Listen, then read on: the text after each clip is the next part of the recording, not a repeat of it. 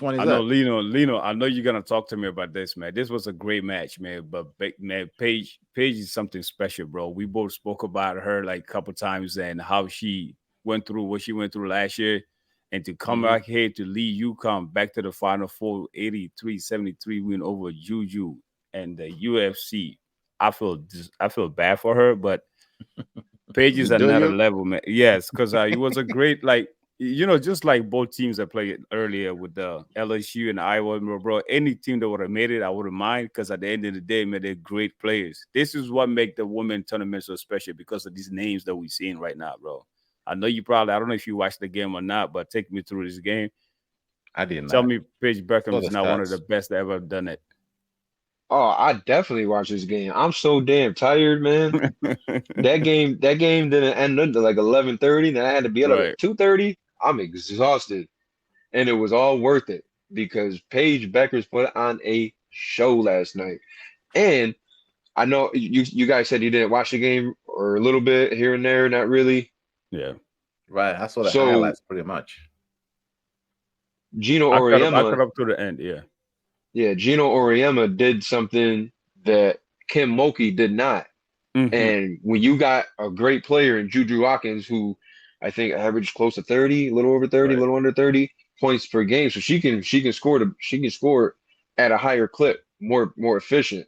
What they did with her last night was whenever she got the ball, they trapped her. Get it out of your hands. We can live if the other four girls can beat us, but we're not gonna let you single-handedly get in your rhythm. So Right. they didn't do it every time, but it was enough to get her out of that rhythm, giving up the ball, creating bad shots for USC and UConn just kind of slowly because it was even pretty much throughout the whole game. It got away from USC. I'd probably say in the second half, about 10 minutes ago, that's when you kind of knew like UConn kind of is taking control. It was a 10-point lead to a 6 to a 12. It never really got down to that one possession. Right. Um, but I mean, Paige Bueckers, what more can you say about her for somebody who's coming off the knee injuries and Yep. everything and working her way back, and she will be coming back next year to play. So that's exciting. As far as I know, that's what I've been hearing.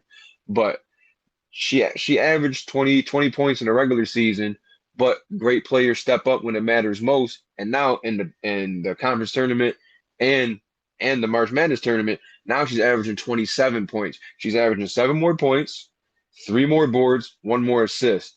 Right. That's just huge for a team, especially a team that has 5 players in sweats because they got hurt throughout the year. So now you're only Hmm. running 7 Right.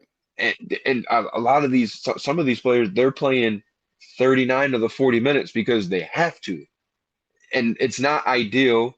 And a lot of them were talking about Paige before the game, the analyst saying if they were to get by USC, like how does this solidify Paige because she's essentially carrying this team.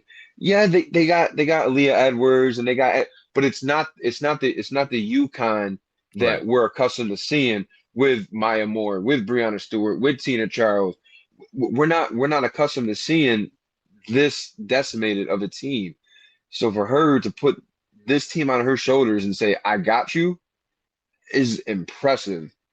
And I'm a low key UConn fan. I follow I because they were that team Right. when I was growing up. They've always been there. They've So I've all been the always best team, right? I've always watched them.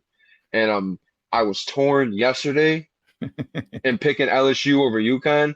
Now I'm even more torn.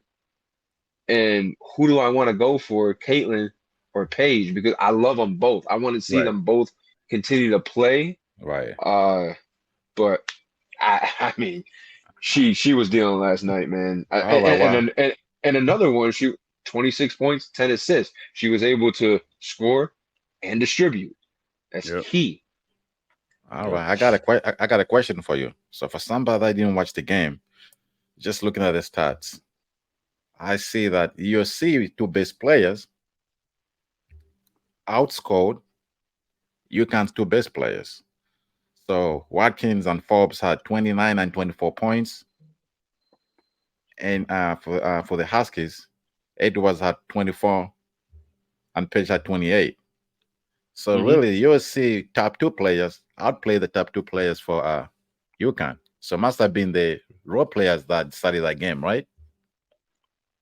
You want to look at JUJU Watkins' shot selection? What was she from the field? Because she was very erratic. That's what I was about to get to. I think that I think where USC But she scored 29 points though. Right. I believe in the second half she was 2 for 12 or 3 for 13. It was something because that's when they actually truly started to trap her almost every possession. That's how they got that lead up to double digits and kind of kept it there. Because, I mean, like, and then also when you take Go ahead. When you take 29 threes but only make 9, that's also affect I think USC from winning this game, because there was more missing than make in the 3-point area, and go ahead. I said just like that in there. No, yeah, I mean, if you're coming down and you're only getting one shot and you're not getting the offensive rebounds, you're not getting second chance opportunities, let alone second chance points.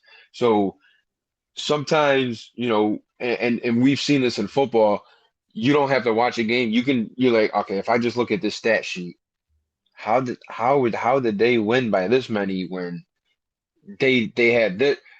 Sometimes it's you can see the stats and you're like, that's crazy, but how did it? It's just it's how the game plays out sometimes, fellas.